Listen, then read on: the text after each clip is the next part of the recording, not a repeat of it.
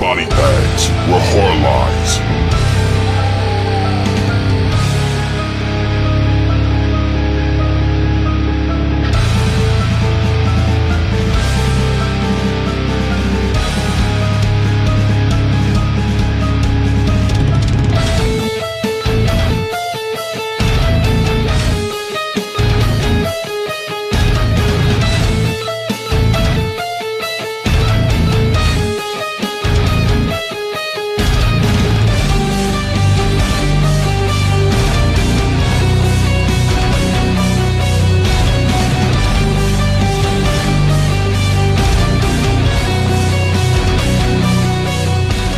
What's up, guys? This is Kyle over here at BodyBags. Got another Tuesday review I'm doing today. Today I'm actually going to be reviewing a movie that's more of an independent horror movie. Came out a few years back. This movie's called Gutterballs. It's a 2008 horror movie written and directed by Ryan Nicholson. Ryan Nicholson's known for a lot of different things. Gutterballs is one of his more popular movies. I know he's done Live Feed, and he did a couple other ones, Hanger, I believe. But very, very good independent director. I've really enjoyed a lot of his films. This was actually a first watching of Gutterballs. I had never seen it before, so I actually got around finally to checking it out. I thought this would be a really cool review to actually do today. So yeah, kind of getting into the plot. It's New Year's Eve 2008. You got these two different teams of people, which is probably about 4 or 5 people apiece, that are on a competitive bowling league, or they're trying to bowl after hours in this bowling alley. And this janitor actually lets them in to bowl. There is 2 teams who are trying to bowl against each other. Then you got this preppy guy on one of the teams. And he's jealous. He's kind of a dick. He is a dick. He's actually kind of insane, if you ask me, because I couldn't imagine a normal person acting like this guy. He is jealous of this jock that's on the other team for having sex with his ex-girlfriend, or this girl that he had been with. Her name was Lisa. And, you know, with the first part of the movie, the first scene in the movie, you know, they're bowling. There's a lot of tension. The jockey guy, or the preppy guy, is really seems like he's on edge about everything. Like he's just pissed off throughout the whole entire movie about everything, it seems like. And Lisa's there with with the jock guy, who's actually seems like a pretty nice dude. And they start the preppy guys. Team starts picking on, like, they have a transsexual woman on the other group, starts picking on her and trying to beat her up, and then there's this big fight between the preppy guy and the jock guy, and they just kind of go at it at the bowling alley. Well, right after that scene's over, it kind of gives you the intro to the movie. Lisa, who's the character that the preppy guy is very jealous of, that the girl left him.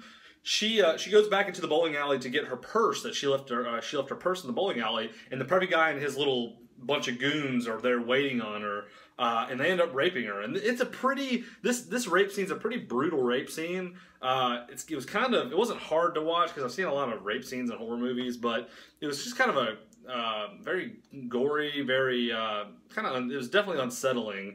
Definitely an unsettling rape scene. Where they take a bowling pin and actually shove it up her vagina, which is kind of, it doesn't show it. It shows all the blood and stuff, and it's just really hard to watch. All these guys are taking turns with her and stuff. Well, pretty much the premise of the movie after this is, the next night both teams come back to the bowling alley. They're gonna, continue doing this tournament that they're basically doing, and Lisa's there. She doesn't tell the cops or anything, or she hasn't told the cops, and she, somewhat, you could tell, is trying to exact revenge on this other team. Well, on pretty much everybody, it seems like. There's a lot of twists and turns in this movie. There is a twist at the end, which I somewhat saw the twist at the end coming. But I mean, there's a little twist at the end. Pretty much, this movie turns, the second act of this movie turns into pretty much a slasher movie. You got this character who has a bowling ball bag on his head, going around and pretty much killing people. You just kind of got to watch it. There's some of them are you kind of figured was going to happen. Some of them you didn't. there's a lot of really good death scenes in this movie. I had a blast with this movie, just to let you guys know. I really enjoyed this movie. I thought it was it's one of the better independent movies I've ever watched, honestly. I mean, I've seen Headless recently, which was an awesome movie as well, but this is, I mean, I'm very surprised I hadn't seen this anytime sooner. I'm probably one of the last ones to the game when it comes to watching this movie. There's some really good gore effects in this movie. There's a scene, trying not to spoil anything, but there's a scene where this guy, one of the goons, gets his head dunked into like some hot wax, which is like the machine that you put your bowling ball in to shine it up and to kind of, you know, wax it. Gets his head dunked in there, and like his whole head, like inside of his like whole face is gone when it pulls it up. It's really awesome gore scenes, really awesome death scenes. There's also, as these two teams are bowling, there's this name that keeps popping up on their scoreboard. It's called, the name is BBK. No one knows who BBK is, but every so often a little skull and crossbones will pop up, almost looking like a strike on the scoreboard. I thought that was a really cool, you know, interesting thing to throw in there. You know, when the people are dying, the BBK, you know, skull and crossbones is popping up every time. I thought it was pretty cool. I like the fact, the atmosphere to this movie, how it was filmed in a bowling alley. I love bowling. I used to be in a bowling league a long time ago when I was a kid, and I've always just enjoyed the sport itself. It's fun to do, especially, you know, I go to midnight bowling all the time. I think it's a really cool concept to do it in a bowling alley. I think that was really awesome that he did that. So you just kind of got to watch it. It basically, like I said, turns into a slasher movie. It's a very good concept to the movie, and it kept me interested throughout the whole movie. Like, I was like, who's doing this? Like, you have the idea of who you think it is, and then there's a big twist, and things start happening. So definitely recommend checking it out. A couple of things I wanted to note about this movie that I read. This film had 625 uses of the word fuck, ranking it #1 for a scripted release, which I think that got beat out. I could be wrong, but I'm pretty sure that got beat out by Trailer Park Boys, the movie SwearNet, because I remember seeing a Guinness Book of World Records they got for that, for most uses of the word fuck in a movie. That I could be wrong, but I'm pretty sure that it did, because this movie came out way before SwearNet came out, which was last year, I believe.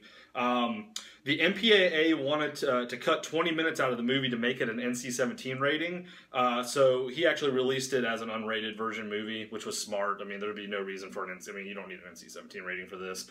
There is some pornographic scenes in this movie where it does show, you know, shows pretty much porn scenes, not just softcore. There's some hardcore scenes, not very, you know, it doesn't get very intense, but it's there, so be warned about that. Also, there's a sequel to this movie. It's called Balls Deep, which I need to check out. They actually screened it at a festival this year, I think in May.